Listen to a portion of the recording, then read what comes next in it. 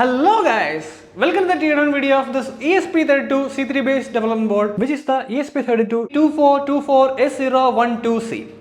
Here, the 2424 indicates that this has a display whose resolution is of 240 by 240 pixels. The S indicates the manufacturer, that is Sundan Electronics from China. The 012 indicates that this falls in the class of standard 1.2 inch displays, and C indicates that this has a capacitive touch inside. Now let's get into the video. First of all, let's examine the device from its outside.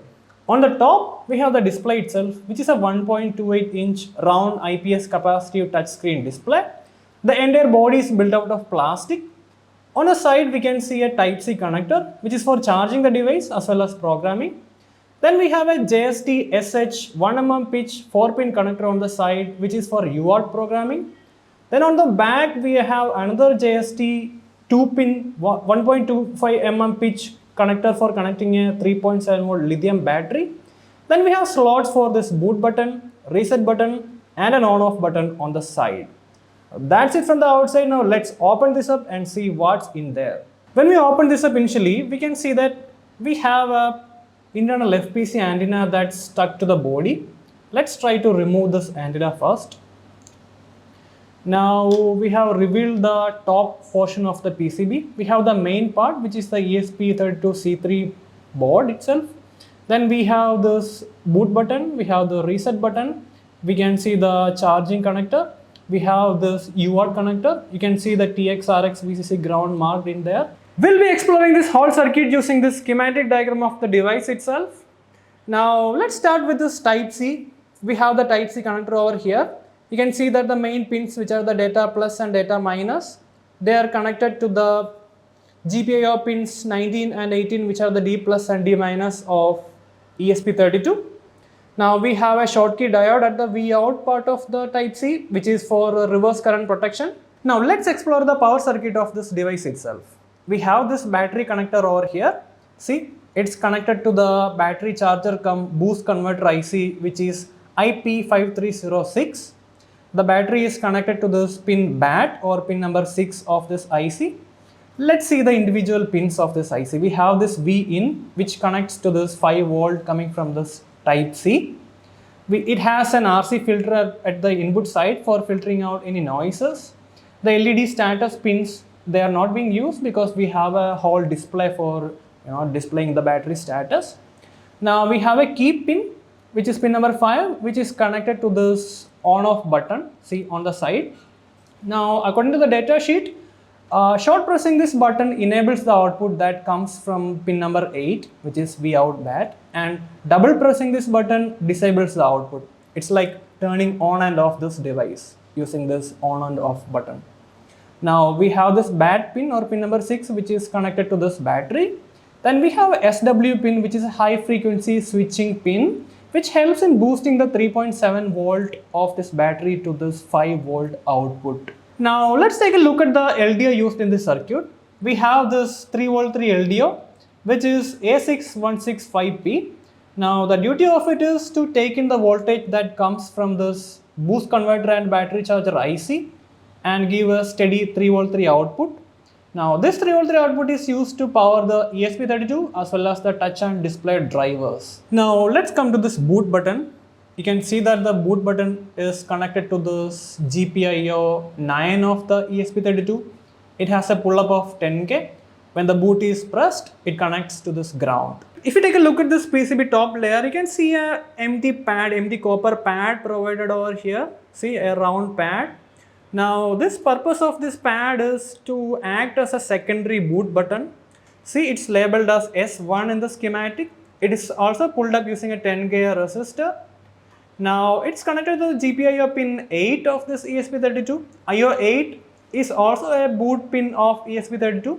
Now the purpose of this additional boot button is to serve as a backup boot button in case the standard boot button fails. Now we have a reset button over here. See, this is the reset button. It is connected to this enable pin of ESP32.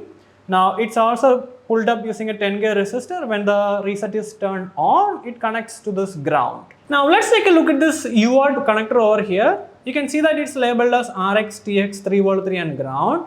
Now let's check that in the schematic. We have it over here. See, we have this RX and TX pins that connect to this TX and RX pins of ESP32, which are pin numbers 31 and 30.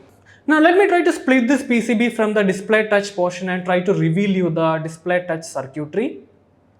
Both of the portions are glued together. Now once I split these two portions, you can see that we have a flexible PCB that connects the two portions. If you take a closer look, we can see that it's a 16-pin flexible PCB that connects the display touch portion to the PCB. Now let's try to explore the individual pins one by one. See, pin number 1, it is ground. Then we have an LED minus and LED plus pins. These pins connects to the backlight LED of the display. This pins turns on and off the backlight LED of the display. Now we have a VDD, then a ground. Now this LED pin, it connects to the ESP32 to the GPIO pin 3 via an N-channel MOSFET. See, the N-channel MOSFET drives the LED. Now the MOSFET used here is A290. You can see the MOSFET over here which drives the LED. So it is A290.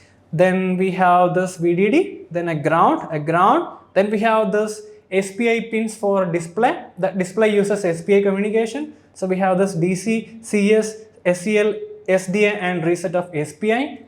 Then the touch uses I2C. So we have the I2C reset, I2C SEL, SDA and interrupt. If you take a closer look over here, you can see a tiny QFN20 packaged IC over here.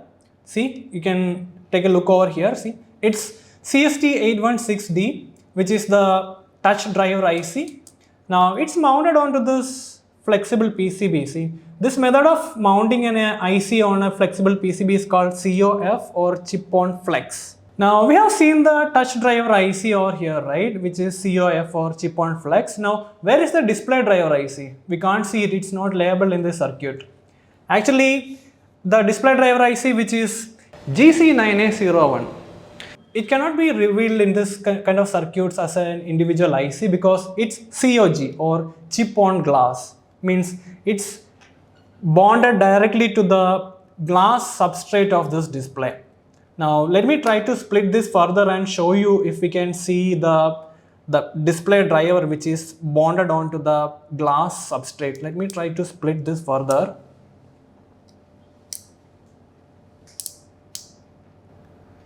See, now this is the backlight.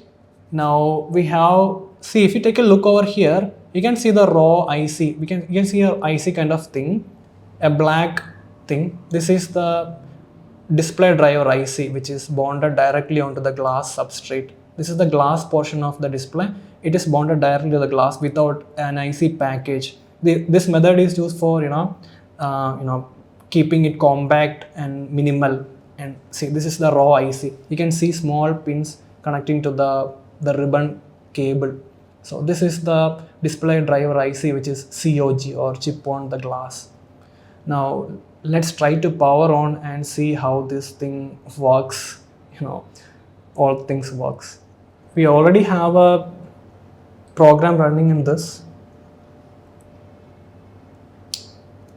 See, the backlight is powered on now. You can see the display is also on. If they are bonded together, then only we can see the whole thing. See, the touch is also working. And this is a torch. We have a tutorial on our channel.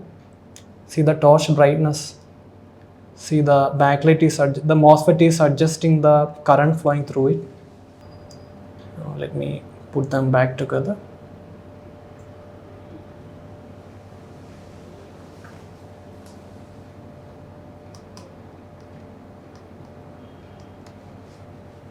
So that was a teardown video of the ESP32-C3 based development board. Hope you enjoyed it. Let's see you in the next video. Bye.